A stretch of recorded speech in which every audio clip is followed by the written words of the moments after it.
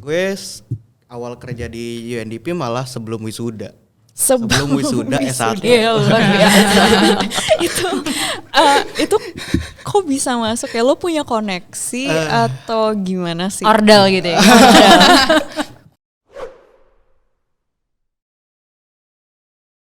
Halo, sekarang kamu sedang mendengarkan podcast Ngalor Ngidul, bincang berfaedah tentang tujuan pembangunan berkelanjutan yang diproduksi oleh United Nations Development Program atau UNDP Indonesia. Rekaman langsung dari studio dapat kamu saksikan di kanal YouTube kami. Happy listening. Hari ini kita kedatangan tidak hanya 1, 2, tetapi 3 individu inspiratif yang meskipun usianya masih tergolong muda memiliki pengalaman luar biasa bekerja di Persatuan Bangsa-Bangsa atau United Nations. Mari kita sambut Gayatri, Vini, dan Jeremy. Halo. Halo semua. Hai. Halo. Oke, mungkin sebelumnya kita bisa memperkenalkan diri masing-masing dulu kali ya, dimulai dari Gayatri. Hai, aku Gayatri, bisa dipanggil Gia juga. Sekarang bertugas sebagai Communication Specialist di Badan Pangan dan Pertanian PBB atau FAO. Wow, kalau boleh tahu Gia usianya sekarang berapa dan dulu berkuliah di mana? Aku sekarang 26, dulu kuliahnya di UI, S1-nya komunikasi, kemudian S2-nya di LSI, bidangnya Development Studies. Wow, menarik banget ya Kak Gia. Pengalamannya sudah sangat ekstensif dan sekarang bekerja di FAO. Oke, selanjutnya kita kehadiran Kak Vini. Halo Kak Vini, apa kabar? Baik. Bisa memperkenalkan diri? Halo, nama saya Vini Aprilia. Usia saya 29 tahun dan sekarang saya bekerja sebagai Independent Art Director dan Documentary Photographer. Jadi saya bekerja sendiri. Baik. Kalau boleh tahu sama kayak Kak Gia nih pertanyaannya. Dulu berkuliah di mana? Apakah sama gitu sama Kak Gia di UI? Enggak, dulu saya S1-nya di Universitas Pelita Harapan. Saya ambil Visual Communications Design dan Fine Arts. Lalu untuk S2-nya saya di SOAS University of London ngambil Cultural Studies. Wah, kalau boleh tahu berarti kotanya sama dong dulu ya S2-nya. Kita di tahun yang sama Kita di kuliah tahun di yang London. Yes. Berarti pernah ketemu bareng di London gitu ya? Iya. Oh iya. Dan gak jauh kan LSI dan SOAS SOAS. tuh deketan daerahnya. Menarik banget ya, dunia kecil banget ya dan ketemu lagi sekarang di bawah sistem UN lagi. Dan sebelumnya itu Sebelumnya juga kita bareng, coworker. Oke. Ini coincidental banget ya sebenarnya kehadiran Kak Gayatri dan Kak Vini. Oke, selanjutnya yang 3 melupakan ada kehadiran juga Kak Jeremy. Halo Kak Jeremy. Halo.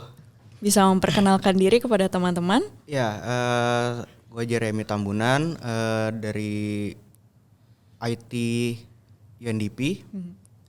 Tahun ini 26 tahun. Sebelumnya gue kuliah di Telkom University, jurusan Telecommunication Engineering. Berarti sekarang udah 3 tahun di UNDP. Udah 3 tahun ya? Wah, menarik banget. Nanti selanjutnya kita akan mengupas lagi nih lebih detail tentang pekerjaan Kak Gayatri, Kak Vini dan juga Jeremy. Namun sebelumnya aku mau minal aidin wal faizin dulu ya kepada teman-teman. Mohon maaf lahir dan batin. Sama-sama. Semoga berada dalam keadaan sehat dan juga hari-harinya dipenuhi dengan kedamaian. Kak Vini kemarin sempat lebaran kan ya? Iya, lebaran. Mudik nggak tuh? Enggak sih, di Jakarta aja. Apakah bertemu dengan keluarganya atau gimana tuh? Ada kejadian-kejadian seru nggak? Sempat sih ketemu keluarga besar dua kali gitu. Terus biasa nggak ada kejadian seru sih, nggak ada. Cuma paling pertanyaan standar tentang pekerjaan dan kehidupan gitu. Kayak apa tuh contohnya? Ada yang bisa diceritain nggak? Kapan nikah gitu ya, Vin? Ya pastinya. Kapan nikah, kapan-kapan.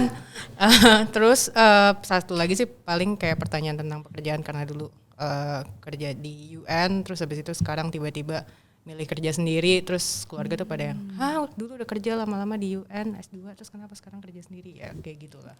I see. Sebenarnya menarik ya teman-teman pertanyaan yang diberikan anggota keluarga kita saat bertemu di hari-hari raya. Kalau aku pribadi kemarin sempat datang ke rumah keluarga yang kebetulan merayakan Idul Fitri. Namun pertanyaan yang diberikan ke aku tuh bukan kayak kapan nikah gitu, kayak Kak Vini. Namun ada salah satu sepupu aku yang masih seorang mahasiswi, dia nanya gini ke aku, Kak, kerja di UN itu keluar negeri terus dong, kayak jadi diplomat. Dan jujur kayak I feel like this is one of the most common questions that I received, not only from my relative or close friends, tetapi juga di akun sosial media UNDP Indonesia. Oleh karena itu, di sesi podcast kali ini, we're here and we hear you. Kita akan membahas tentang miskonsepsi atau mendobrak mitos-mitos sebagai pekerja muda di UNDP atau di UN. Baik, namun untuk membuat sesi senior kali ini lebih menarik, kami sudah menyediakan permainan kecil yang kami namai Mythbusters. Kami akan menyediakan kartu-kartu random berisi mitos tentang pekerja muda di UNDP, dan para pembicara akan menjawab dan mendobrak mitos tersebut. Oke, let's start the game? Sure. Yes. Bisa dimulai dari Kak Vini juga. Bisa dimulai dari Kak Vini. Silakan diambil kartunya. Oke. Ya, ini dibaca ya. Iya. Mitos nomor 1. Kamu harus dari jurusan hubungan internasional untuk bekerja di UNDP. Nah loh, gimana tuh? Jadi ini mitos ya. Soalnya saya sendiri jurusannya ya waktu dulu kerja di sini baru S1 sih, itu jurusannya DKV Visual Communications Design dan bisa kerja di UNDP. Jadi ini myth busted. Myth debunked and busted oleh Kak Vini. Terus menarik ya sebenarnya karena Kak Vini berasal dari seseorang dengan latar belakang seni, namun bisa juga membantu bekerja di UNDP untuk mengakselerasi tujuan pembangunan berkelanjutan. Ada cerita-cerita menarik nggak Kak Vini sebagai seorang visual communicator ya namanya ya, saat bekerja di UNDP itu ada cerita yang bisa di-share gitu ke teman-teman? Lumayan banyak sih sebenarnya. Cuma mungkin yang yang gue share yang beberapa yang ini aja ya, yang major aja. Sebenarnya kalau pertanyaan kamu harus dari jurusan hubungan internasional bekerja di UN apa enggak, sebenarnya menurut gue ya, kalau misalnya kita lihat UN as an entity, dia punya banyak sekali jenis kampanye sosial gitu. Iya. Kampanye-kampanye ini nggak mungkin bisa ada kalau nggak ada bantuan dari visual communicators. Kalau nggak ada mereka yang bekerja di bidang seni atau bidang fotografi atau bidang komunikasi itu nggak ada, ini nggak bakalan jalan sama sekali menurut gue. Jadi itu sangat penting. Dan kalau untuk pengalaman gue sendiri, gue waktu di UNDP sempat art directing beberapa campaign untuk UNDP, beberapa project. Mungkin yang paling menarik itu di tahun 2017, gue dapet kesempatan untuk leading campaign-nya Sumatran Tiger untuk yang dari UNDP-nya sendiri. Jadi waktu itu rencananya mau bikin, jadi tiap tahun itu kan ada World Tiger Day. World Tiger Day ya. Jadi setiap World Tiger Day itu waktu tahun 2017 UNDP kerja sama kita bisa untuk bikin suatu campaign untuk bebaskan jerat harimau di Sumatera. Oh menarik sekali ya Kak Vini, UNDP ternyata punya project seperti itu ya? Ya ternyata UNDP punya project seperti itu yang kalau dilihat UNDP kayak nggak, kelihatannya UNDP nggak ngurusin hewan, tapi ternyata ada juga. Yang challenge terbesarnya adalah ketika kita punya campaign ini tapi UNDP nggak punya foto tigernya. Jadi gimana caranya untuk bikin galang dana, terus bikin campaign tentang Sumatran Tiger, tapi tidak menampilkan tigernya itu sendiri. Jadi waktu itu campaignnya gue bikin jadi lebih human centric. Jadi campaign utamanya itu bentuknya foto story dan documentary video. Terus setelah itu digabungkan dengan series of visual graphics yang kita upload di UNDP punya online platform kayak di Instagram atau di Twitter dan di websitenya sendiri gitu. Yang menarik sih untuk pembuatan foto story-nya itu ya. Jadi gimana setiap tahun ketika 2017 itu dibikin, 2018 juga ada World Tiger Day juga. itu juga harus campaign yang sebelumnya itu kan harus sustainable berarti kan untuk dibawa ke tahun depannya. Jadi dan semuanya nggak ada foto harimau karena ketika lo assignment ke hutan lo nggak mau ketemu harimau kecuali lo mau di makan harimau. Iya. Kalau yang bird watching waktu itu bagian Tiger Day juga sih? Iya, bird watching itu bagian Tiger Day juga. Itu udah ada Iya, sama lo kita juga udah ya, bareng. udah Iya, kita bareng. bareng. Oh Nah, jadi kita bareng. kerjainnya tuh barengan gitu dulu. Ada timeline yang kita bareng 2017-18 sebelum gue Wow. pindah ke FAO. Such Kayak a tadi gue small belum jelasin ya. I started as an intern di UNDP. Oh begitu Iya, ya. Jadi baru kelar S1 terus intern di UNDP. that's such Jadi a bareng small Vini. world. Jadi Iya. pernah ke hutan bareng gitu. Oh enggak, Kita kita belum kita nggak pernah assignment bareng. Selalu karena banyak banget proyeknya ya. Jadi Terus yang dibuang ke hutan gue doang. Yang penting gak ketemu tiger kan. Mau tiger ya? Enggak ya. Enggak. Nah, jadi itu yang di tahun 2017 itu gue ke Berbak Sembilang. Itu di mana ya? di Jambi. Ah, kalau di nggak Jambi. salah, ya. Jadi itu di Berbak Sembilang untuk yang campaign pertama itu di situ ingat banget waktu itu kami lebih banyak nyorot cerita tentang polisi hutannya. Jadi secara visual itu benar-benar ditampilin manusianya yang berjuang untuk menyelamatkan Sumatran Tiger dan lingkungannya. Terus habis itu warga sekitar, warga lokal yang juga turut membantu gitu. Jadi secara komunikasi visual itu benar-benar ditampilkan sebagai elemen utama di kampanye kita gitu. Dan untuk keberlanjutannya kan gimana nih punya campaign mau dibawa ke tahun depan tapi tetap aja nggak mungkin ketemu harimau gitu. Jadi tahun depannya itu ada itu water Is it World Water Day? World Water Day apa World Migratory Birds Day, gue lupa sebenarnya pokoknya. I think we can all agree working under the United Nations we have so We have many so many days to international celebrate. I can't Yeah. keep Oh, track of. that was my job waktu aku manage social media. Jadi kayak tiap bulan tuh memilih gitu. Jadi UN tuh punya site yang isinya kalender isinya semua international days. Yaitu kalau mau diikutin tiap hari ada. Ada. Tiap hari ada. Jadi waktu bikin sosmed editorial ya harus pilih-pilih ya. Mana yang relevan aja. Karena kalau enggak everyday celebration. It's something to celebrate. Yeah. Or not, I guess. But there's always something to celebrate. Yeah. Kayak waktu Migratory Birds Day itu juga akhirnya kami gabungkan dengan kampanye Sumatran Tiger karena ternyata daerah tempat burung pantai migran kalau nggak salah sebutannya itu ternyata itu wilayah jelajahnya harimau Sumatera itu di Pulau Cemara di Jambi. Lalu berikutnya ke Kerinci Seblat itu juga harimau juga tapi waktu itu lebih fokus sama mereka yang tinggal di daerah jelajahnya harimau lebih ke manusianya.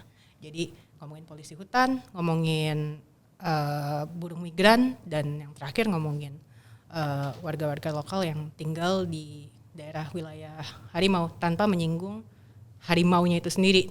Jadi tapi tetap kalau dilihat dari engagement social medianya Bagus. Karena thanks to foto-fotonya Vini yang Luar biasa pentingnya sekali visual ya. communications di di campaign advocacy sih ya. Advocacies, betul sekali. Jadi mungkin kalau teman-teman ada yang tertarik nih mau lihat hasil karyanya Kak Vini di Sumatran World Day, Tiger Day, di Tiger Day, nanti mungkin bisa Google search aja gitu kayak Sumatran Tiger UNDP Indonesia dan teman-teman nanti bisa melihat hasil karya foto-fotonya Kak Vini. Jadi ceritanya sebenarnya menarik banget ya karena mitnya juga udah didebunk, mitosnya udah didobrak bahwa bukan hanya mahasiswa yang berasal dari HI saja gitu yang bisa masuk ke UNDP dan juga bekerja untuk mengakselerasi tujuan pembangunan berkelanjutan. Tetapi juga kita bisa kehadiran banyak juga orang-orang dari latar belakang yang sangat berbeda-beda. Salah satunya dari Kak Vini yaitu seni yang dia itu saat bekerja menggunakan skillnya untuk menjadi visual communicator untuk mengangkat isu-isu penting yang bisa dilihat orang-orang gitu. Karena kan mungkin salah satu miskonsepsi terbesar orang-orang dari kerja di UNDP itu adalah isinya anak-anak HI. gitu. Terus habis itu kerjanya riset dan berhubungan dengan hubungan internasional, hubungan internasional, tapi juga dari sisi seni juga dan juga sisi-sisi lain yang akan kita diskusikan dengan Jeremy dan Gayatri itu teman-teman juga bisa gitu loh menggunakan skill atau jurusan yang dipunya untuk masuk ke UNDP dan mengakselerasi tujuan pembangunan berkelanjutan. Baik, kalau gitu aku tertarik nih untuk dengerin pendapat Jeremy sekarang. Gimana Jeremy? Silakan ambil kartu mitosnya. Ini ya. Kamu harus memiliki gelar pasca sarjana untuk bekerja di UNDP. Oke, jadi gimana tuh Jeremy? Mitos atau fakta? Justru gue awal kerja di UNDP malah sebelum wisuda. Sebelum wisuda S1. Iya, luar biasa. itu kok bisa masuk ya? Lo punya koneksi atau gimana sih? Ordal gitu ya. Sama kayak Gia tadi, gue mulai dari intern. Jadi sebelum wisuda udah lulus tapi belum wisuda kan. Jadi 2 bulan sebelum wisuda tuh kayak udah apply gitu kan. Cari pengalaman kerja gitu ya. Kebetulan abis itu UNDP buka lowongan IT yang mana sebelumnya kayak gue juga agak nggak pernah mendengar UNDP nyari IT UN kayak orang anak teknik masuk ke UN agencies itu kan jarang ya. Emang dulu yang di pikiran Jeremy tuh anak-anak teknik atau IT tuh biasanya masuk mana gitu? Spesifik jurusan gue waktu itu telecommunication engineering itu biasanya masuk ke provider atau ke vendor. Jadi yang teman-teman gue bahkan sampai sekarang ya kerjanya beneran yang technical yang di vendor telekomunikasi gitu ya. Providernya. Iya. Nah, gue beda sendiri aja kayak masuk ke kecebur ya. Nggak nyesel kan? Nyesel.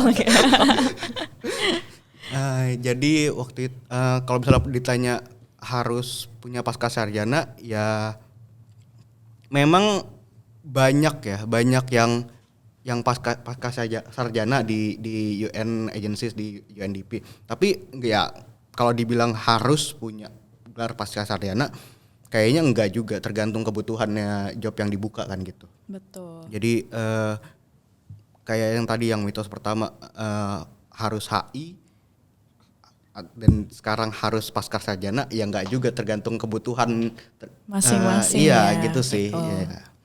Jadi mitos kedua nih udah didobrak oleh Mas Jeremy, oleh Jeremy. Padahal kita seumuran loh. Oke, bahwa sebenarnya kebutuhan masing-masing dari hiringnya aja kali ya. Sesuai dengan gelar yang dibutuhkan. Tapi tidak semuanya membutuhkan gelar pasca sarjana. Contohnya kayak Kak Jeremy waktu itu yang sudah mau mendekati kelulusan dan juga wisuda, iseng-iseng nyari mau apply magang dan kebetulan keceburnya di UNDP. Aku penasaran deh kalau misalnya Kak Gayatri dulu tuh masuknya setelah lulus dari LSI atau gimana? Aku start di UNDP waktu intern itu lulus dari UI, jadi lulus S1 juga. Baru lulus ya? Baru lulus S1, internship, habis itu kerja as a consultant ya. As a consultant, exactly. Kemudian pindah ke FAO, terus S2, sekarang balik lagi. Nggak straight sih, kerja dulu tempat lain, terus kayak ternyata masih balik lagi ke UN. Hati-hati Vin. Ini udah mulai sebenarnya. Udah mulai dipanggil lagi. Udah berusaha, aduh gue pengen nyoba yang lain deh selain UN gitu, tapi ternyata after a year balik lagi. I see. Kalau gitu namanya bukan kecebur lah ya. Ini udah voluntarily balik lagi. Ya gue kerja sendiri 2 bulan terakhir kerjanya sama FAO aja gimana. Sama juga. Sebenarnya sesi podcast ini tuh buat nge-guide lagi Kak Vini balik sih ke sistem UN. Kita bertiga di sini. Baik. Tapi tadi sebenarnya ini agak lucu sih. Gue lupa memperkenalkan diriku. Gak apa-apa, di tengah-tengah boleh.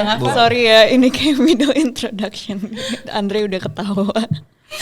Halo semuanya, nama gue Eva Pastora dan sekarang gue bekerja sebagai konsultan komunikasi dan kreatif di UNDP Indonesia. Sebenarnya ini bisa di-cut nggak sih, nanti ditaruhin di depan aja. Dan sekarang menjadi host podcast Ngalor Ngidul episode kali ini. Oke, sorry. Ini awkward. Apa? Kan lu yang nge-cut kan? Lu yang Ya, jadi ini sebenarnya agak unik juga buat gue dan Vini karena kita jarang di depan kamera. Iya, biasanya kita biasanya behind the camera Yes. ya. Memproduksi Sama. Biasanya saya yang di sini. dan memproduksi apapun yang kalian lihat di website, sosial Iya. medianya UN, YouTube, apapun yang kalian baca di berita tentang UN. Itu semuanya hasil karya Hasil orang-orang karya di sini sekalian.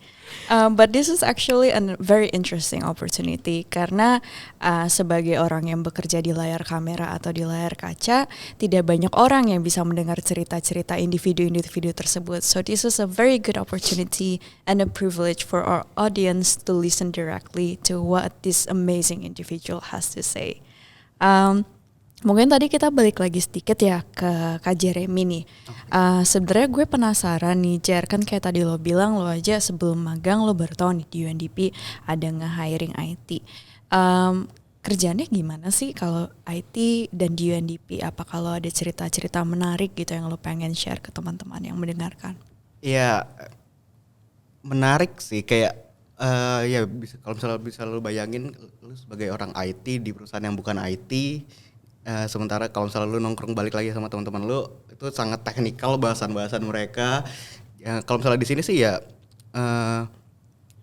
hampir semua ngurusin semua yang berhubungan dengan IT di kantor gitu karena semua dihandle dalam satu departemen IT ini. Jadi kalau di tempat lain mungkin ada spesifik, ada developer website, ada data scientist, ada itu kan departemen IT-nya mungkin besar, lebih advance gitu. Kalau di sini di satu departemen ini aja dan menghandle semua kegiatan aktivitas yang berkaitan dengan IT kayak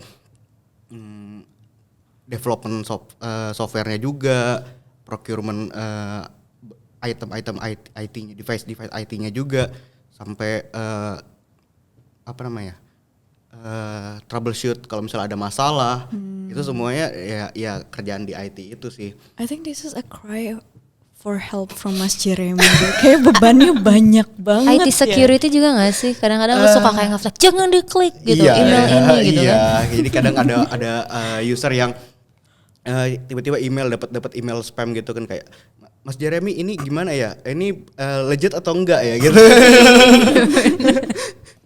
Yeah, but this is actually very important karena kayak bidang-bidang IT ini juga tuh emang UN butuh sih. Maksudnya it's a common knowledge that we needed. But I think that a lot of people still have misconceptions kalau misalnya sebenarnya nggak dibutuhkan gitu loh tim IT terutama di UNDP. Tapi Jer, pernah nggak sih punya pengalaman lain kayak kalau misalnya yang bekerja turun langsung gitu ke lapangan untuk kayak Kayak doing Kak Vini something tadi ya. kayak Kak Vini tadi ya, ketemu harimau Kebetulan untungnya gue sempat waktu itu waktu masih intern gue sempat diajak ke Manado untuk tim IT develop software untuk namanya cash distribution. Jadi untuk kalau misalnya ada UNDP bikin acara, bikin kegiatan itu kan ada cash yang harus didistribusikan untuk attendees-nya, untuk pengisi kegiatannya, segala macamnya. Jadi semacam kayak jadi tadinya itu payment semuanya ya. manual, habis itu kita bikin jadi digital.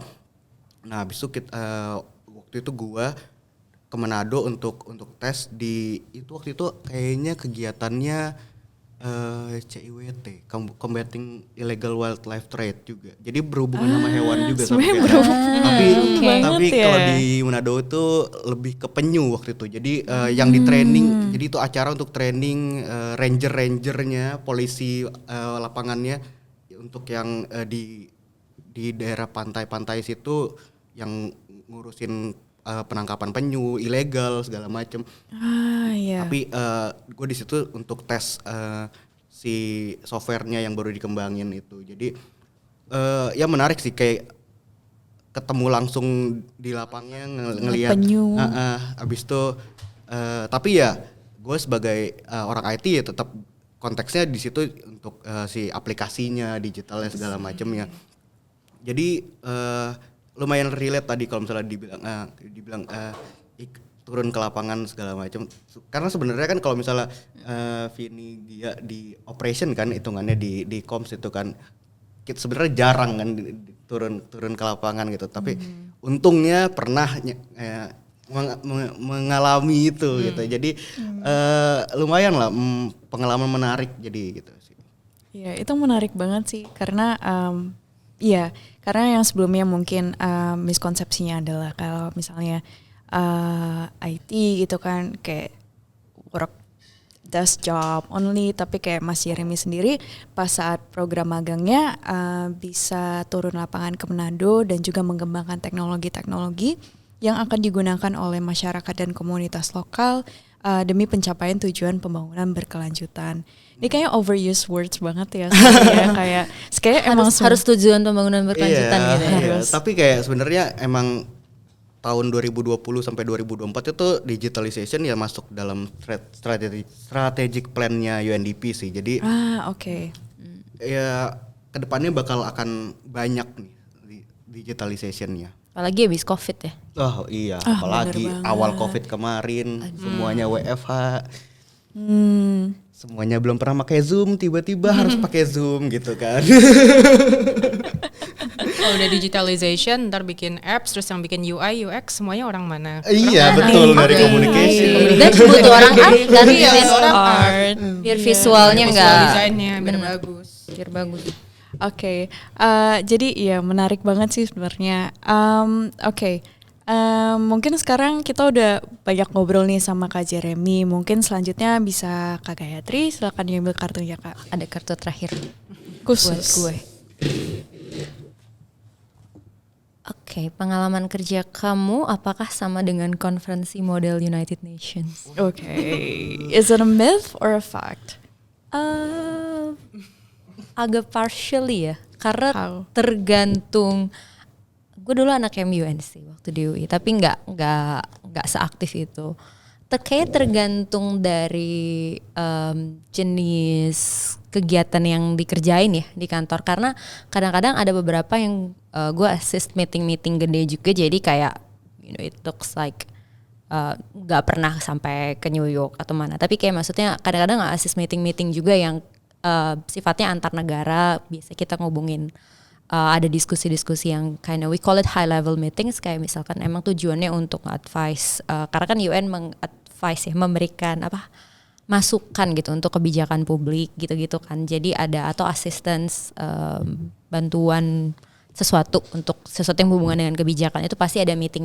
Bentuknya agak mirip-mirip sama MUN jadinya, tetapi bukan kayak mewakili antar negara, kemudian ada diplomat, diskusi lain-lain, itu agak beda karena kita kan di country office ya, jadi lebih banyak delivery programnya gitu.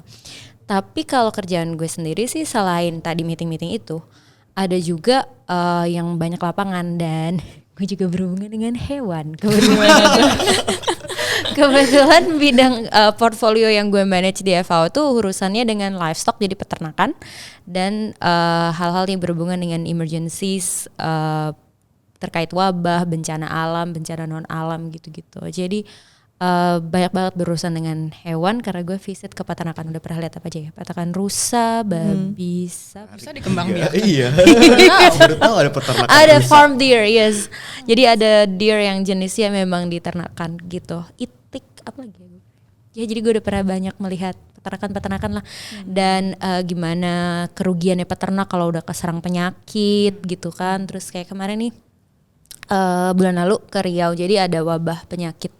Namanya tuh lumpy skin disease, penyakit kulit sapi berbenjol. Oh, guess what? Kadang-kadang itu juga asik ya kerja di UN. Jadi ini kan istilahnya asing ya. Karena penyakit ini tuh baru masuk ke Indonesia, baru pertama kali, maksudnya menjangkit ternak di Indonesia gitu. And you gotta translate what is lumpy skin disease.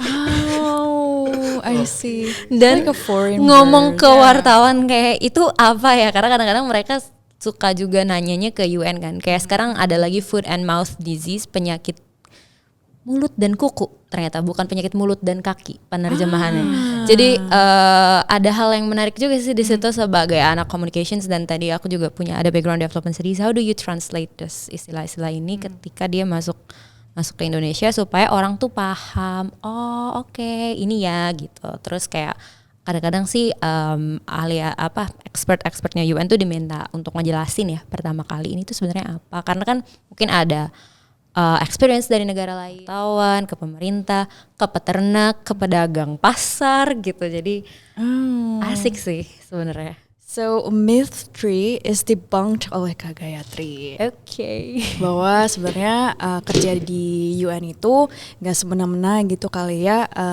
konferensi model United Nations, but there are a lot of fun things that we could do too. It's not about being at an MUN. Kalau if I may add, I think it requires flexibility gitu karena and adaptability, karena kadang-kadang at one day kita mesti meeting full day in kayak apa ya, maksudnya looking studenta ya pas segala macam, memang itu formal banget, tapi the next day kayak acaranya tuh tahu-tahu ke lapangan, kayak ke hutan atau ke peternakan atau kemana yang emang harus siap panas-panasan, keringetan, dan very humble gitu. Jadi emang mesti adaptable sih biasanya ya anak-anak UN. Menarik banget ya Kak Gia. Jadi nggak cuma kayak ke gedung gitu untuk bekerja, tapi juga turun lapangan. Kayak mirip juga sih cerita sama Kak Vini yang tadi ketemu polisi hutan, dan juga Jeremy yang mengembangkan teknologi di pantai ya? Ya, Pantai. Ranger di pantai. Untuk ranger di pesisir Manado. Wah, menarik banget ya teman-teman nih dari cerita 3 individu hebat ini. Aduh, biasa aja. Gue ngerasa biasa aja. Ini hebat, Jeremy hebat. But before we part ways, are there any kind of advices that you would like to give to our young audiences that want to pursue a career at the United Nations? Mungkin bisa dimulai dari Kak Vini kali ya. Ini sebenarnya advice gue bukan buat cuma yang mau pursue career di UN aja sih, applicable ke any kind of career that you want to pursue.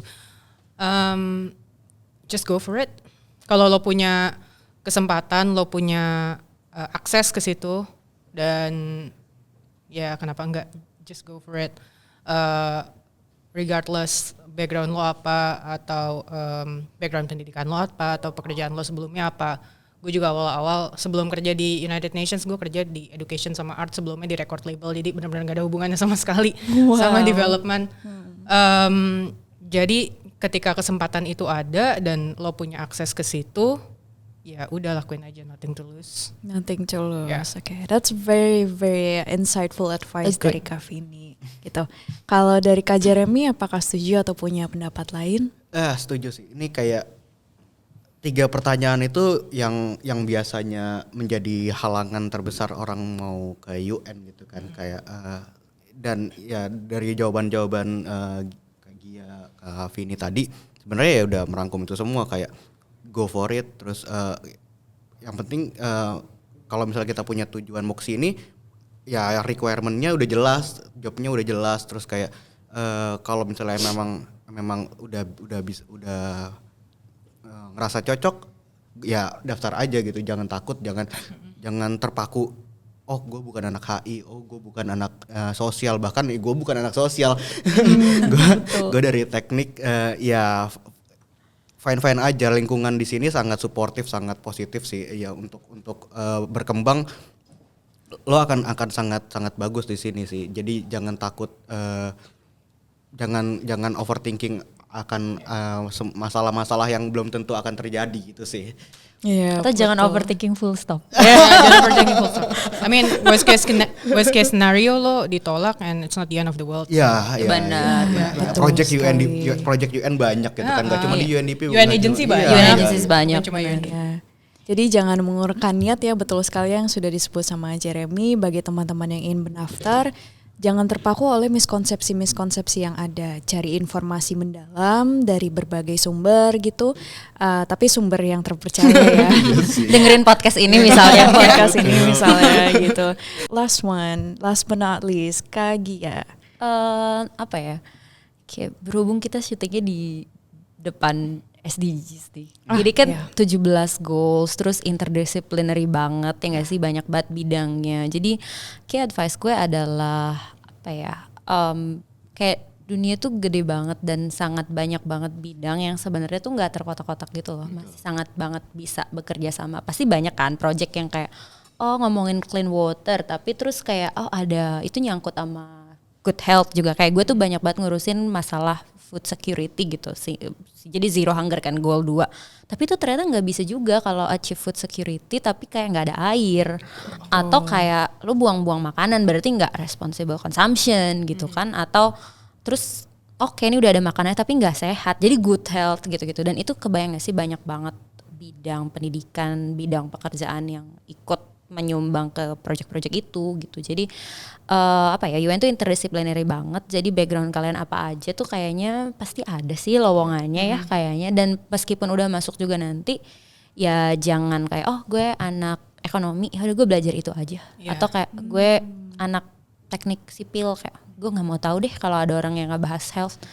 Gak apa-apa, pelajarin aja. Kayak siapa tahu. Gue desain, gue nggak perlu lah belajarin harimau atau belajarin apa.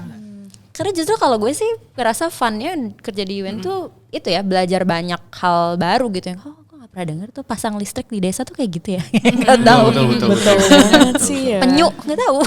Tapi jadi belajar kan.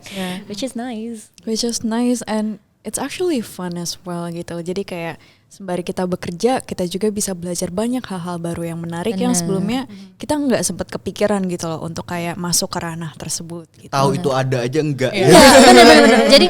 Jadi advice gue apa ya, kayak keep your mind open juga kali ya. Dan lo tuh nggak selalu pendidikan gue itu terus besok gue kerjanya itu, dan nggak apa-apa. People change, nggak apa-apa.